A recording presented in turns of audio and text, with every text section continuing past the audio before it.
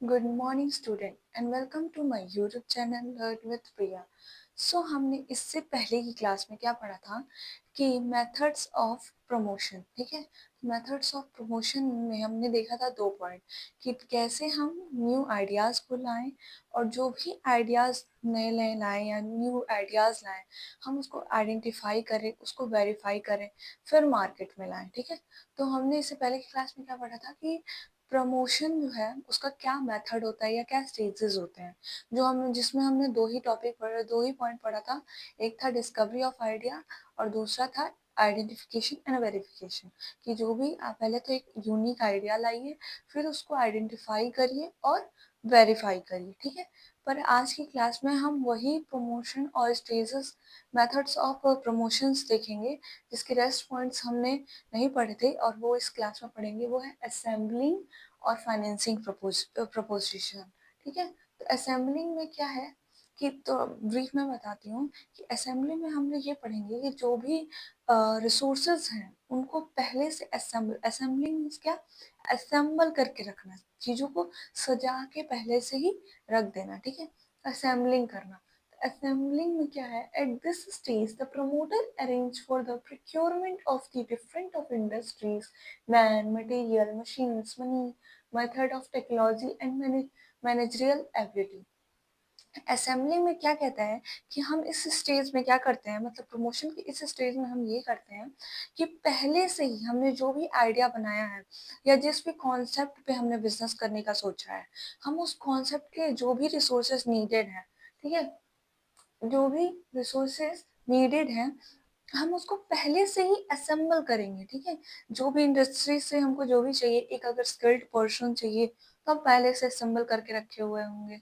अगर हमें रिसोर्सेज चाहिए, मशीनरीज चाहिए, इक्विपमेंट चाहिए या कुछ भी ऐसा चीज़ चाहिए, हम पहले से, अगर हमारा बिजनेस हम स्टार्ट करने का सोच रखे हैं तो हम अपने स्मूथ फंक्शनिंग के लिए, बिजनेस के स्मूथ फंक्शनिंग के लिए, अगर हम चाहते हैं हमारा बिजनेस स्मूथ फंक्शन करे, उसमें कोई भी ब्रेक या रुकावट ना आए, तो हम पहले से हर चीज़ सोच के रखते हैं, ताकि अगर हमारा आइडिया पहले से फिक्स्ड रहेगा तो हमें क्या एक्शन लेना है ये हमें पता होगा।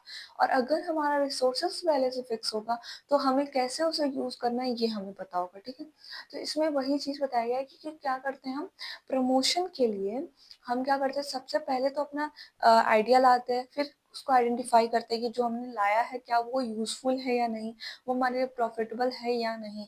फिर उसके बाद से हमको जो भी रिसोर्सेज चाहिए वो हम क्या करते हैं, असेंबल करते हैं, लाते हैं डिफरेंट ऑफ इंडस्ट्रीज से। ठीक है, और these resources may not be physically assembled at this stage, but the contractor should be enter into about them to ensure their availability। मैंने क्या बोला कि हम अपने बिजनेस में अभी लाए नहीं हैं, हम अभी सोच रहे हैं कि हमें बिजनेस ये चीज़ें करनी है। पर अगर एक बिजनेस सिंपल स्टार्ट करना चाहते हैं तो सबसे पहले तो हमको ये जानना पड़ेगा ना कि हाँ चाहिए क्या।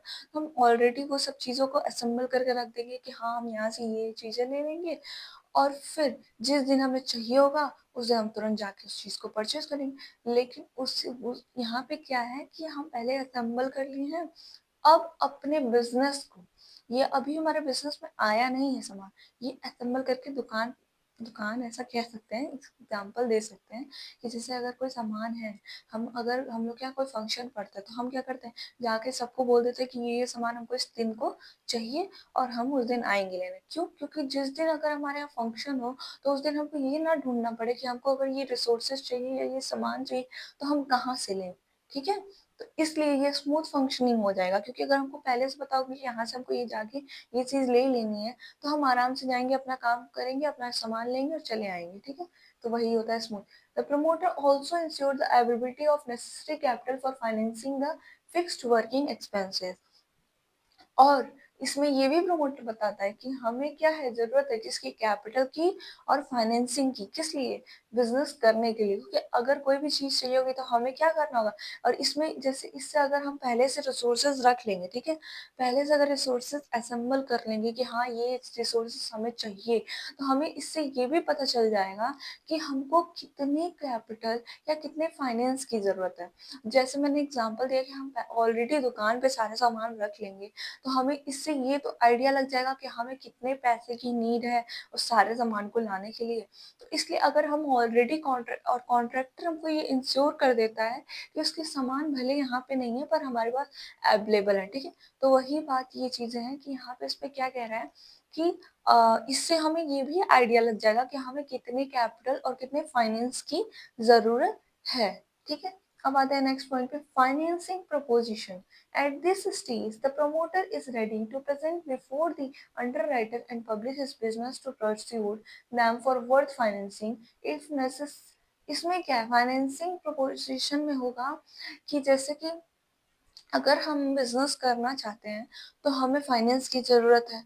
तो हम क्या करते हैं कि अपने बिजनेस का प्रोस्पेक्टस या जो भी चीज़ें हैं उसको पब्लिक में या फिर अंडर पब्लिक में देते हैं ताकि क्या करें, हम उनसे पैसे इन्वेस्ट करवा सकें और उनको ये इंश्योर करवाते हैं कि हमारा जो बिजनेस है वो क्या है, परफेक्ट है और आप हमारे बिजनेस में इन्वेस्टमेंट करिए। और ज़रूरत पड़ती है तो हम उनको क्या करते हैं, प्रोस्पेक्टस भी देते हैं ताकि वो हमारे बिजनेस का शेयर्स और डिवेंचर्स ले सकें।